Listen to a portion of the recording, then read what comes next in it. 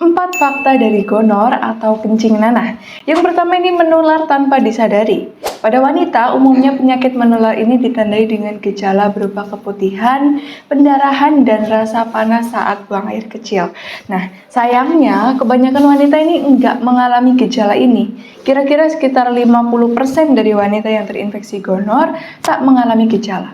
Alhasil, banyak pengidap gonor menularkannya kepada pasangan mereka tanpa disadari. Yang kedua, tak cuma sistem reproduksi. Bakteri dari penyakit gonor ini nggak hanya menyerang sistem reproduksi. Pada dasarnya, bakteri ini memang menyerang serviks atau leher rahim dan saluran tuba atau saluran telur yang ujung-ujungnya bisa menimbulkan masalah pada sistem reproduksi wanita.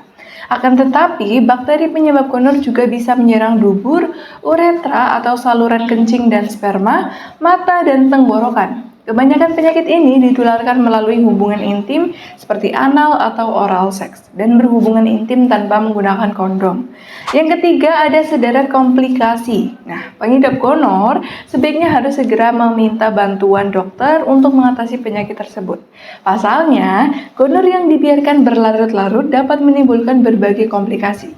Misalnya pada pria, komplikasi ini bisa menyebabkan berkurangnya kesuburan yang diakibatkan oleh infeksi testis dan kelenjar prostat. Sedangkan pada wanita, ini lain lagi ceritanya. Komplikasi gonor ini bisa berdampak pada organ reproduksi.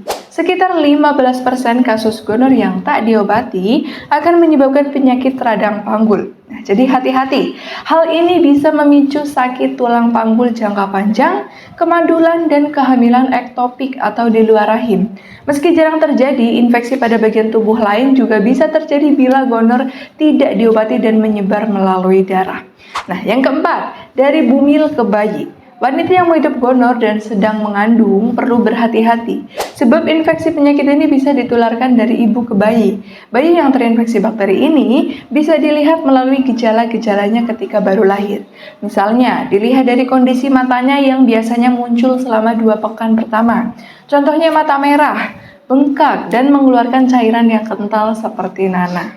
Nah, buat teman-teman yang sudah teridentifikasi atau terdiagnosis terkena penyakit gonor atau bakteri gonor ini, itu lebih baik segera diobati ya. Terutama pada ibu hamil yang terinfeksi gonor, itu lebih baik segera diobati karena dapat berdampak pada bayinya. Nah, buat teman-teman yang sedang mencari pengobatan gonor yang alami, aman, tanpa efek samping, itu solusinya ada herbal Gangji dan Gosia.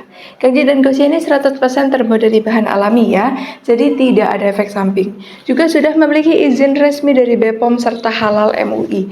Jadi untuk legalitasnya tidak perlu diragukan lagi. Nah, buat teman-teman yang ingin tahu hasil selengkapnya dan untuk cara pemesanan produk Gangji dan Gosia, itu teman-teman bisa langsung kunjungi profil saya. Nanti ada nomor yang tertera di bio profil. Silakan teman-teman hubungi untuk pemesanan produk ya.